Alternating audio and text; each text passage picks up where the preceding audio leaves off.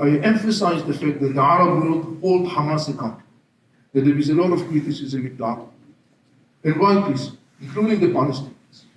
And at the same time, interesting enough, you see that in certain circles in the West, Hamas was exempted from responsibility.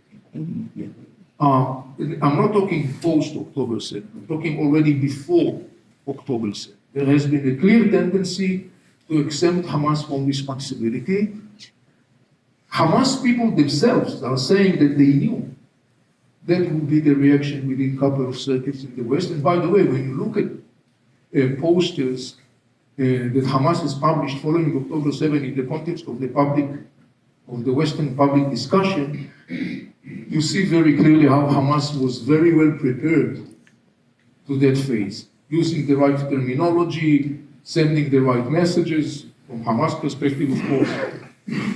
So obviously Hamas relied to a large extent on such support, and Hamas was not disappointed. There is an interesting aspect in that regard.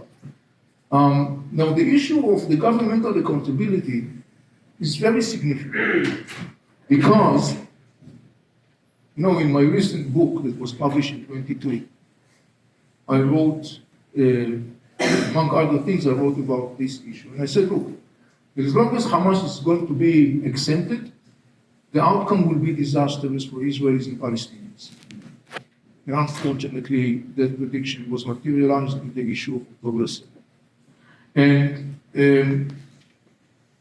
those who exempt Hamas from accountability and responsibility need to understand that by doing that, they are not serving the Palestinians, they are doing the totally opposite.